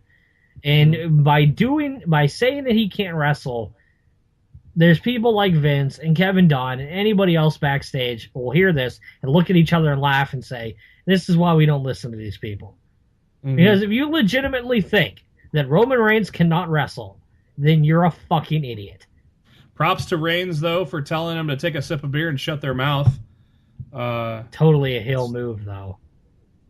He was playing the heel at Money in the Bank, too. So yeah, I'm just saying it was totally a heel move. That's all I'm saying. Roman Reigns mentions a rematch, but out comes Seth Rollins with a microphone saying, no. He didn't work his ass off for 7 months for this. And I'm totally agreeing. I totally agree with Rollins on this. I think Roman lost his rematch clause the minute that Dean beat Seth. Yeah, I don't know how that works, but Rollins said Ambrose stole the title from him because, well, he hit him from behind and cashed it in. So I guess depending on who you like better is whose opinion you believe there. Shane McMahon comes out and suggests that Rollins and Reigns have a match to see who faces the champion. And Rollins, of course, wants Stephanie consultant in this, but she's overseas, so she's not around tonight. She was actually at a women's conference doing a speech there in Cannes. Shane did pretend that Stephanie was there, like little Jimmy, but and little Stephanie said that was a good idea, and so they're going to do the match in the main event at Raw tonight.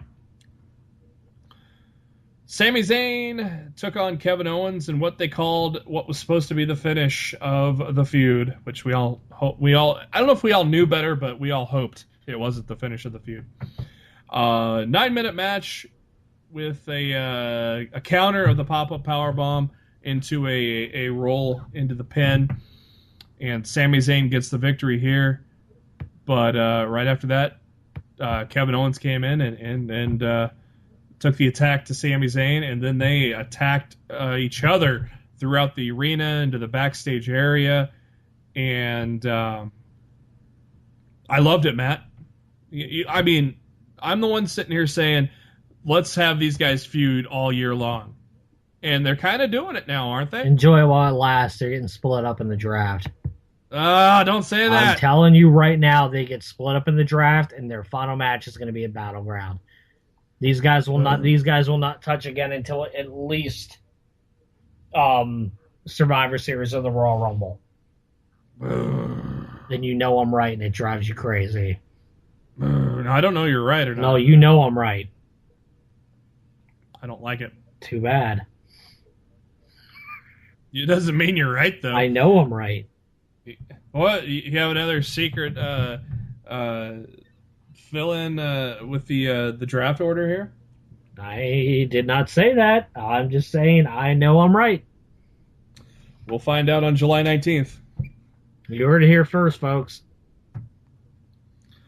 All of a sudden, we get people power. And I wanted to turn off my television power. Oh, come on. You don't like Johnny Ace? Come on. You know I don't like Johnny Ace. Enzo, after Shane got rid of Johnny Ace, Enzo and Cass came out. I liked the little sprinting on stage with Enzo and Shane. I kind of liked that. No, I thought it was cool. They did the comparing of the sneakers because they're both sneaker dudes, and then Shane did his trademark little juking and jiving on the stage at the same time as Enzo doing his speedy back pedal, which I don't know how he doesn't fall on his ass sometimes. I'm amazed by that. Enzo calls him Johnny Laryngitis, and he said that he may have, and Cass said that Big Johnny may have been a dynamic dude back in the day, but it's the new era. And that new era is Enzo and Cass taking on the Vaudevillains. Only about a 3-minute match. God, I hate the name of the rocket launcher. The Bada Boom Shakalaka. How you doing? What the actual fuck? How you doing? Taz said, I will never say that on my show ever again. Quick match there to put over Enzo and Cass. I could only assume. God, I don't know where do you go with Enzo and Cass? Do they keep fighting the Vaudevillains for a month, or throw them against the Dudleys again? I don't know. I really don't understand why they chose to put the Wyatts together with the New Day. I think they fucked up a lot of stuff with that. Yeah, we'll get to that in a minute. I don't. To me, there's a lot. There's a lot. You fucked up the feud with the club. You fucked up an amazing face turn to the Wyatts. Yeah, that whole segment made absolutely no sense to me. I did not like it at all. Maybe Enzo and Cass feud with. Well, no, I have a gut feeling that we're getting a 6-man with the club at Battleground. I don't think it's going to be Orton because it almost sounds like he's not being advertised till August. If it's the Usos, I'll be like, but it'll be a good match at least because they put on good matches. And we haven't seen the Usos in a while. And the club is the team that took out the Usos. So maybe it's the Usos that joined Cena and it's a 6-man. They showed some images of Kevin Love celebrating the Cleveland Cavaliers championship, Stone Cold style. He had an awesome 316 shirt and did the old double fist and beers. He also had the Smoking Skull belt with him as well. He was wearing both the Smoking Skull title and the Cleveland Cavaliers plated WWE Championship at the parade and trophy ceremony in Cleveland today. Oh, nice! So, he had both belts on. Yeah, he had one. He had one on each shoulder.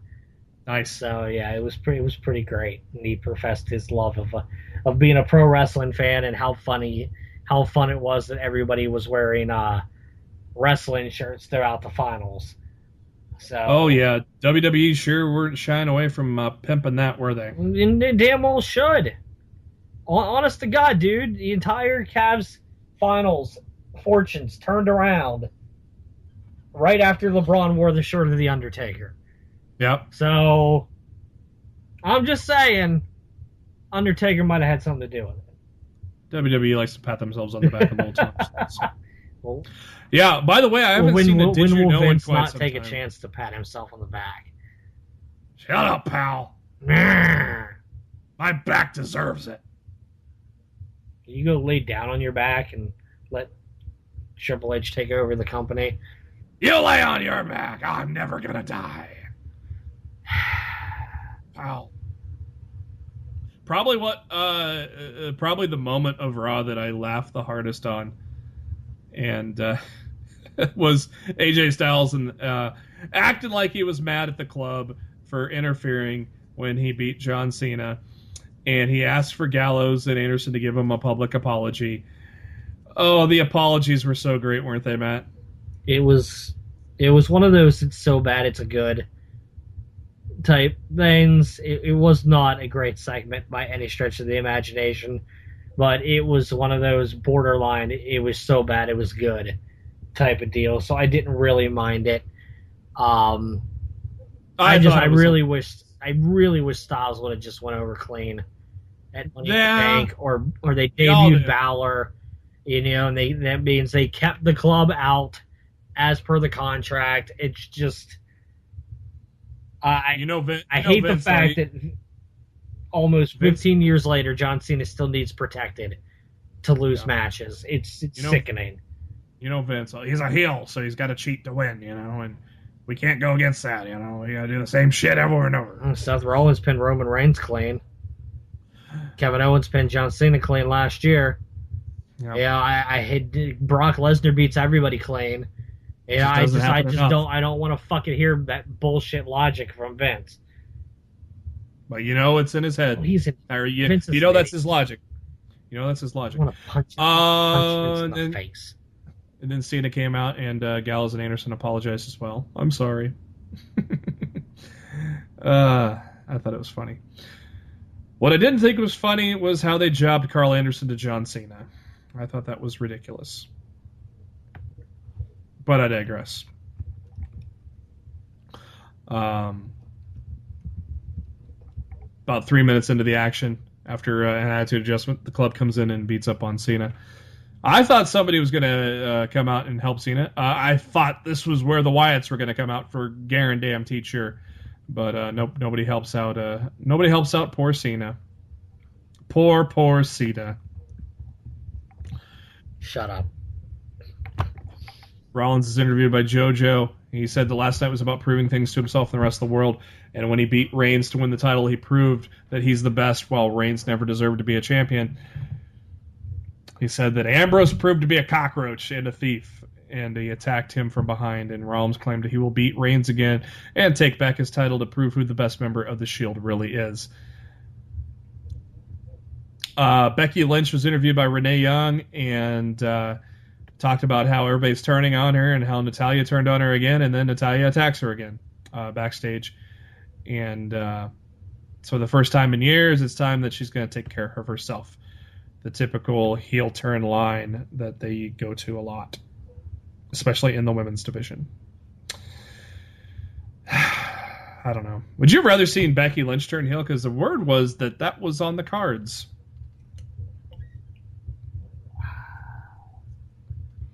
Not really. I think they made the right decision. I don't think they. Becky Lynch as a face makes money. Yeah, I don't think they've gotten all out of the Becky Lynch face run yet. But yeah, I just don't care. I'm glad Sasha's back. During the backstage segment, I think it was they kind of live piped in the audio of the crowd, or the audio of the arena, and so we hear Zack Ryder's music. It's like, all right, we get to see Zack Ryder wrestle. Oh, it's against Baron Corbin. Yeah. And my theory of when he goes for a broski boot, it ends about a minute later. Yep. 4 minutes in total, Baron Corbin wins. They show clips of the WWE's trip to China, showing John Cena speaking in Mandarin, which is impressive, because that's a hard-ass language. Again, introducing Wang Bin, the first ever Chinese national athlete to be signed to the WWE, so pretty cool stuff for the WWE. They show a video package for the Wyatt family saying it's coming, and that they're actually back tonight. Paige is interviewed by Renee Young, and before that really got started, Charlotte and Dana Brooke showed up. And Paige gave her the little pat on the head for a change, and I guess they made Brooke look dumb here. I guess dumb blonde jokes or something. But Paige is going to take on Charlotte for the Women's Championship next. About 9 minutes it went, and Dana Brooke showing that she's still a little green, Matt. She kind of screwed up there when she was supposed to put her foot on the rope. But I don't honestly. I know a lot of people say that they think she screwed up. I don't think she did. I think she was supposed to be caught. Oh. That's just me. But you're never gonna know for sure. It looks sloppy. But I think that was by design. Maybe the ref? Maybe it was the ref's fault? No, I think she was supposed to be caught. Okay. I really and truly do. I think that ended exactly how how it was supposed to end. I think she was supposed to be caught. During all that weird distraction, Paige was distracted because faces are stupid. And Charlotte hits a kick and then the natural selection for the pinfall. Pretty decent match, though, 9 minutes long. Better than what they've been given the Divas lately. And from the looks of things, at least we're going back to 2 Diva feuds, which is great. Post-match, Sasha Banks' music hits to a gigantic pop. And she comes strutting down the ring with the old title belt gesture, saying she's coming for Charlotte. Thank God. Brooke immediately goes after her, and Sasha says, yeah, peace out. And Paige then saves her from the 2-on-1 beatdown. Banks holds up the women's title. Paige holds up Sasha's arm, and they stand in the ring while Paige and Charlotte go up the ramp. Do you think Paige, Sasha versus Dana and Charlotte for Battleground so we can save the bigger match for SummerSlam, Matt? Does that make a little more sense to you? It's probably likely.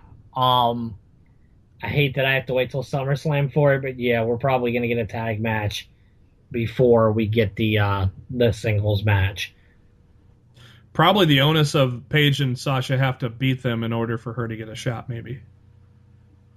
Maybe. Wyatt family is backstage with on the camera saying, "Phoenix, we're here." Wyatt family comes out to a tremendous pop, a huge pop. But what do they do, Matt? They pair them up with the New Day. I just.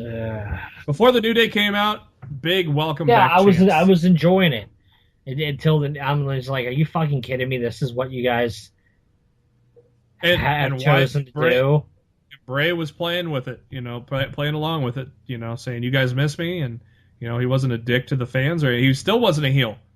They weren't acting heelish at all, and then the New Day came out, and you're like, wait a second. The only way I'd actually be okay with this is if they do go ahead with the Club versus New Day, and the Wyatt family costing the tag titles. And then it leads to like a New Day Wyatt feud like 3-on-3, and they do like a 6-man match at SummerSlam or something. I am not thrilled at all about the idea of the Wyatt family feuding with the New Day for the tag titles. It's just it's so fucking underwhelming. Were they playing it off as Xavier was in a trance, or was he making fun of the Wyatts? I think they're going in the direction that he was kind of caught in a spell. I have no idea what you're talking about. Remember when they were going to go for their, the usual WWE? Woods just stood there and was walking forward in like a trance. You don't remember that at all? No. Oh wow. Okay. Yeah, Xavier. They stopped. Kofi's like, "Hey, this is our line. Snap out of it." You don't remember that at all. Wow. No, I don't remember that at all. Yeah, he was like in a trance. Shows you how underwhelming that segment was to me. I don't remember that at all. It was. It was not a good segment. I fully agree. So to pick us up, Bob Backlund shows up with Darren Young with yet another vignette, and Bob's pissed and makes him do. What else is new? Oh, Lana looked even more ravishing than normal. She comes out to introduce Rusev, and I didn't even notice this. Rusev has U.S. champ on his trunks. Titus O'Neil is taking him on again. He's all fired up because of how Rusev disrespected the family. I enjoyed this segment. It made me care more about the feud. I think it elevated the feud. I don't think Rusev's going to lose the feud, but I think it elevated it to make it interesting because we're gonna have it for the next few weeks. What did you like it, Matt, or were you indifferent? I think the feud should have been one and done after Money in the Bank. I see no reason for this to continue, and there's several other people that can be moved into United States title feud. Did not care at all. They showed The Miz and his wife Maurice on the set of Marine 5 Battleground, just basically showing how... He wants to eat quail, damn it.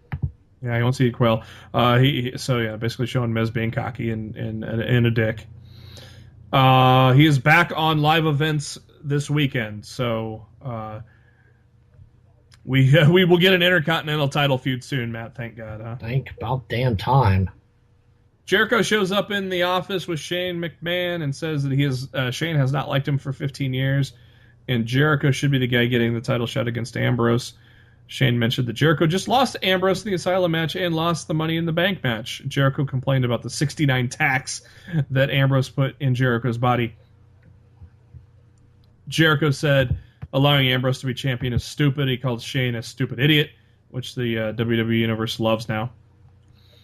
And Shane said, don't call him stupid or he'll regret it. And you think this is building into a Jericho-Shane thing for SummerSlam? Since Triple H is kind of not being woven back into the storylines, Matt? Oh, God, I don't know. I hope not. I didn't even think about that. Jeez. Sorry to drop that bomb on you. I have no desire to see that at all. I do not want to see Shane McMahon versus Chris Jericho. Please don't give that to us. Roman Reigns, Seth Rollins in the main event. Winner takes on Dean Ambrose at Battleground. Did you enjoy this match, man? I thought it was pretty decent. Oh yeah, these two guys delivered 2 nights in a row. Mm-hmm. And if you don't think they did, and you're not watching properly, no, they both nights were great. I was happy with the result. I was happy with the triple threat.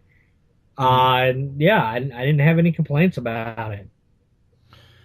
Match ends in a double count out, and Shane McMahon says we cannot have this kind of a finish. Obviously, that table was supposed to break.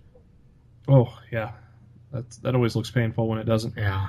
Shane McMahon said that's not how we're doing things, but Ambrose said, fuck it, I'll fight them both on the same night. And Shane says he could fight them both at the same time. It is official for Battleground, a Shield triple threat, Ambrose, Reigns, Rollins for the title. Very odd that they're putting it at Battleground. Makes me wonder where they're going at SummerSlam. I don't think it's odd at all when in my opinion, there'll be 2 world titles by SummerSlam.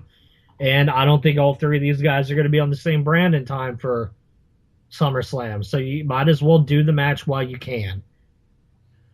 So I'd like to see all 3 of them on the same brand, but I don't think it's going to happen. I definitely think these guys are going to get split up. I could see Reigns being on one brand and Dean and Rollins being on the other. Mm-hmm. That makes a Shield reunion that much more special when it may happen maybe a year from now if they do all go back to the same brand or something. So, but a little better showing for Monday Night Raw, and the ratings said so because everybody stuck with it. Hour 3 was right up there with Hour 1, so a lot better effort from the guys. It'll be very curious to see where they tread now with the suspension of Roman Reigns. Will that hurt things, you think, or make things better in terms of build to Battleground? That's hard to say. I don't think the build to that main event could be as good as it could be with all 3 men involved. But luckily it is a triple threat match and not a 1-on-1. So with 2 of the 3 people being there every week, they should still be able to put together a pretty good build to it. Early prediction, do you think Ambrose walks out as the champion still? If we're getting 2 world championships, like I think we're going to be getting, yes. Because at this point, look at it this way, JB. With a lot of pay-per-views now 2 weeks apart on the months that it's not a joint branded pay-per-view, can you even begin to imagine that for let's say 4 weeks, Dean Ambrose is ready to defend the title on the Raw pay-per-view, and then all of a sudden, in 2 weeks' time, he needs to develop a new feud for SmackDown to defend the title then too. You know, to me, the brand split pay-per-views, to me, all but guarantee that we're getting 2 world titles. And with 2 world titles, Dean Ambrose absolutely can be one of the brand's world champions. For how long, I don't know. I'd like to see him have a good run, but you never know with what they're going to do with WWE. Who would you like to see in a SummerSlam feud with Ambrose as champion? I mean, it's hard to say because I don't know who's going to be on his brand. Mm-hmm. I mean, you could easily continue the Dean Rollins feud. Like, let's say Dean pins Roman. He's out of the title contention. Rollins was never pinned. You could do Dean and Rollins for that world title, and then you can do another match to decide the other brand's world champion at SummerSlam. My gut is they put Reigns on Raw and with Cena to lead that brand. There's no way both of those guys are on the same brand. How about now after the suspension? I still think they're on the same. I don't know, man. I don't think so. They got 3 hours to fill. I don't think so, dude. I really do not believe that those guys are on the same brand. I really don't. I'd love to see Ambrose and Rollins on SmackDown, so I can hear Morrow make a call. We don't know. Morrow could be on Raw. Yeah, I was going to say, you don't know what's going to happen with all that yet. So, yeah, we still have less than a month now before those questions are answered. Let's wrap up the show with Best in the World. It is on pay-per-view tomorrow, Friday night, June 24th. Make sure to catch it on your pay-per-view, traditional pay-per-view, or if you have a PlayStation, on the PlayStation Network. I don't think it's on Fight TV quite yet. I think that's not until the following Monday with the Ring of Honor TV. I don't think the pay-per-views are going to be on there. Actually, no, they are on there. I think it's just weekly TV. Actually, I think their pay-per-views are on there. I think they've been on there. I know the TNA pay-per-views are on there. I don't remember about ROH. They might be on there. I don't know. Lots of good matches. And first off, a Tornado Rules 6-man tag match between Moose and War Machine against the Bullet Club, which in this case will be Adam Cole, Matt, and Nick Jackson. Matt, this is basically the first match with Adam Cole as in the Bullet Club, so why would he lose, right? Moose is taking the pinfall. Yeah, he's on his way out the door, right? Yep. ACH takes on Silas Young. I think this is the vehicle to push ACH in the direction of the television title. There's zero reason for Silas Young to win this match. Exactly. Kyle O'Reilly takes on Takahashi. Who is that? Is he in the Bullet Club? No. No. Okay. Also known as Kama Itachi. There we go. Normally I'm pretty good with these names, but that one kind of twisted me up there. How do you see Kyle O'Reilly and Kama Itachi playing out? The New Japan ROH matches could go either way. I don't know what they're going to do with that. He's kind of Kama Itachi's kind of a newer guy. That means nothing. Yeah. Yeah, I don't know. They could go, honestly, it could go either way. He did make his debut for Ring of Honor on April 30th, losing to ACH. So I'm gonna go with O'Reilly here. I don't think he's with New Japan anymore, so that just makes me think he's gonna lose anyways. He was with New Japan until 2013, and then he went to a Lucha Libre promotion. Oh, is he just full time with ROH now? Yeah, it looks like O'Reilly's going over. Yeah. Mark Briscoe and Roderick Strong. Yeah. Well, I would have said Roddy until I knew that he's leaving this weekend. Yeah, so Mark's getting froggy. Get the old froggy bow out there. Ring of Honor World Tag Team Championships. Of course, the Addiction oddly won the titles a couple of days after the last pay-per-view. They take on their nemesis, the Motor City Machine Guns, in what I thought was a forced title change to have a marquee feud for the tag titles. So I'm going to go with the Motor City Machine Guns here, Matt. As much as I want to see the Machine Guns win, I think the Addiction's going to hold those titles for a while. So I'm going to say the Addiction retain, even though I don't want them to. A fight without honor. This should be interesting. Steve Corino takes on BJ Whitmer. Thank God this feud is going to be over after tomorrow. Yeah, no reason for Whitmer to win this one. Corino is going to get all that heat back and make BJ bleed, I think. Don't you agree? Yes, this is the end of the feud. Let's end it with Corino winning, and we never have to touch upon this storyline again. I wonder who Matt's going for here. Ring of Honor World Television title. Dalton Castle takes on Bobby Fish. Title change, baby. Dalton Castle win that TV title tomorrow night. And now, is that with your head or your heart? That's with both. I don't know if I believe that, but God, it's weird that they'd only have Fish hold that for such a short time. You're also saying that you're predicting the tag titles are going to come off. Yeah. The Addiction, but that's just different. In even a shorter period of time. That's different though, because it's not different. It's no different. You shut up. It's different because Fish could easily have been a transitional champion because they couldn't have they weren't able to get Ishii for best in the world.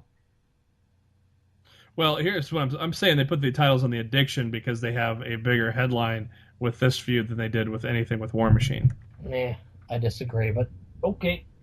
I think they put that together for best their big pay-per-view. The Addiction and Machine Guns could have been done without the titles. Titles weren't needed. Yeah.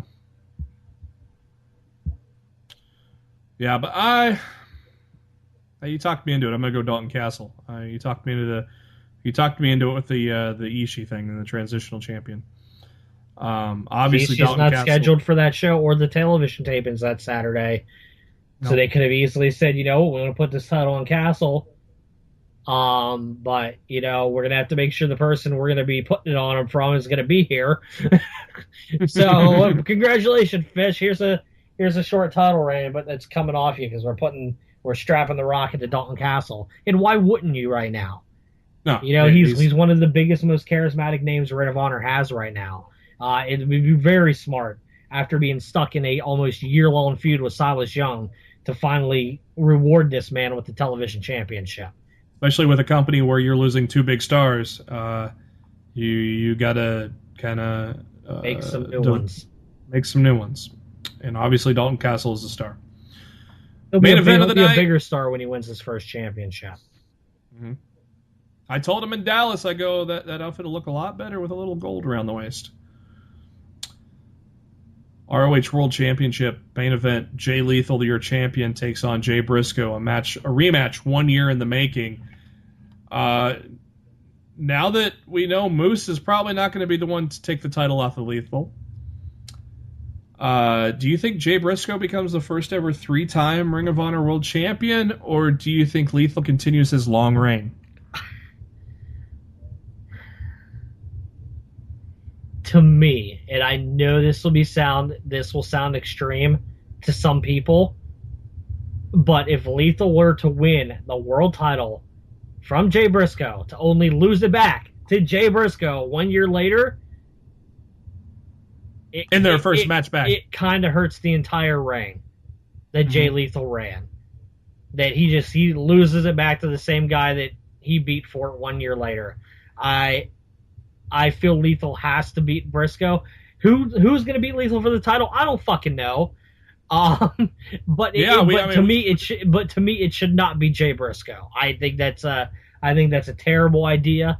I definitely feel like Lethal should retain. I truthfully do not know who is going to beat Jay, but Jay Lethal, but it shouldn't be Jay Briscoe. No. He doesn't need the title right now. Again, you're right. I mean, this is, It would just feel really anticlimactic. Yeah. That, you beat this dude for the title a year ago, and a year later, you just drop it right back. Like, and really, there's been no feud build up for this match. I mean, They call it the blah blah blah 1 year in the making or whatever, but really, these two have been separated in storylines for the entire year.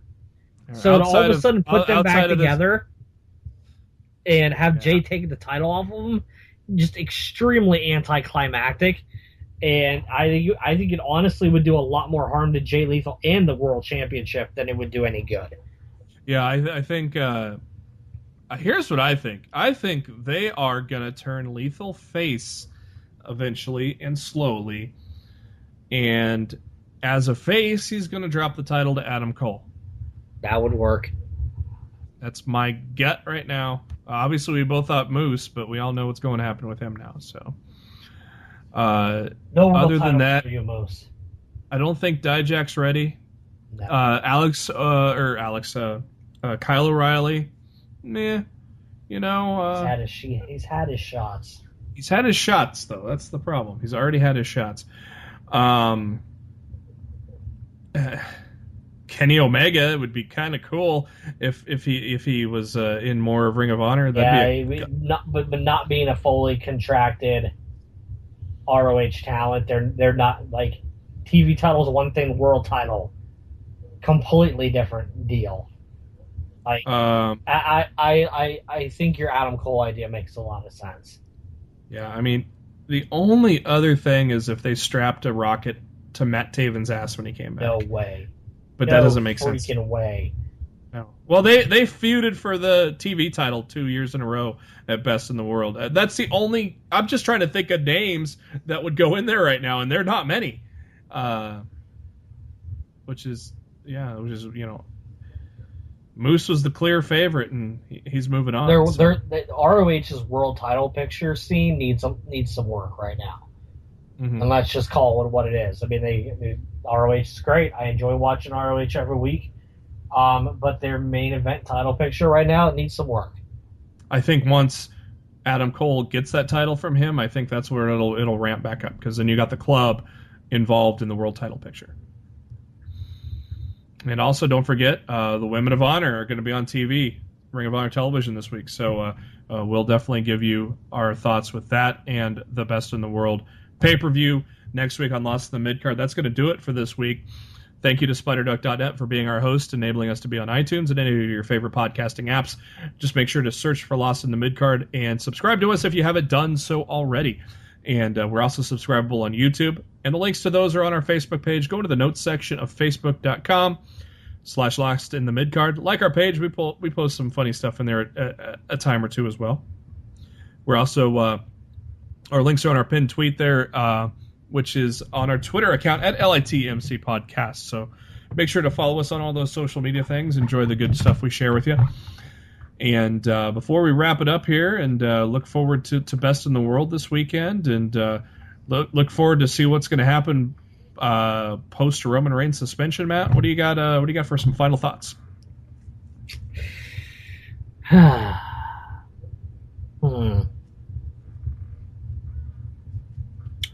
I just hope the WWE takes the momentum that they had from Money in the Bank and Raw, and they don't squander it over the next several weeks in waiting to do the draft.